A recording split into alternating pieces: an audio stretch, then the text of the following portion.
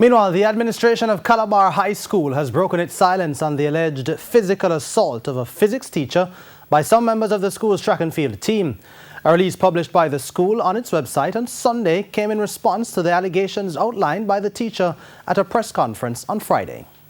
A release under the signature of Acting Principal Calvin Rowe cast doubt over physics teacher Sanjay Shah's account of the alleged incident, which occurred on December 15 of last year, given the lack of video evidence to support his claim. According to Rowe, several requests were made of Shaw to provide the video evidence he claimed to have had, but the video Shaw provided had no footage of the specific assault claims made by Shaw. The release said the two students involved strongly denied assaulting Shaw and testified instead of the contrary. The acting principal said, having taken everything into consideration and noting the conflicting reports and lack of evidence of any assault on the video footage provided by Shaw, the school's administration decided not to escalate the matter to the board level, but opted instead to deal with it at the level of the school's senior leadership team. The release added that Shaw also dropped an earlier request for reimbursement of funds expended for his medical bill and repairs to his cellular phone, but insisted that the two athletes in question be suspended. However, he was advised that the nature of the punishment was prerogative of the principal.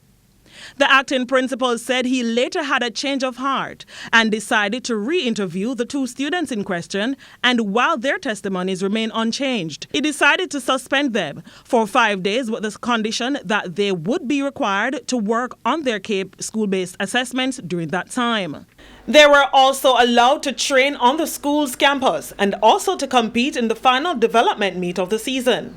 The release said several attempts to convene a face-to-face meeting with Shaw to help resolve the issue proved futile, as the teacher repeatedly made himself unavailable. The release did not name the two student athletes in question, but at Friday's press conference, Shaw leveled the main assault allegations at team captain Christopher Taylor and sprint hurdler DeJour Russell.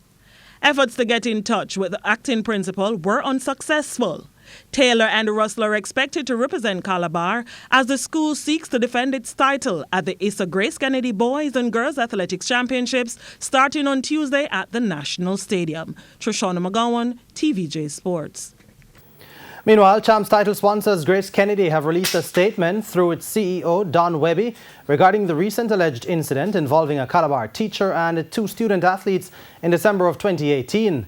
The statement comes following a letter dated March 22, 2019 to the president of the Intersecondary School Sports Association, ISSA, and a subsequent follow-up meeting with senior officials of the organizing body on Monday morning. According to the release, Webby met with ISSA President Dr. Walton Small, Vice President Mr. Keith Wellington, and the Chairman of the Organizing Committee, Mrs. Colleen Montague, on Monday morning. Webby says if the allegations are true, it presents a very serious concern for Grace Kennedy as title sponsors of the event, and which Grace Kennedy would condemn in the strongest possible terms. According to the release, Grace Kennedy, who has invested 100 million Jamaican dollars in the event, their single largest sponsorship in the world, took the matter so seriously that they consulted their attorneys, who have advised them that they do not have the power to decide which athletes participate at Champs. They were also told they cannot determine what action the school or ISSA takes with regard to the alleged incident. Webby says the entire situation represents an opportunity for change and is a teachable moment for all stakeholders, including school boards and the Ministry of Education.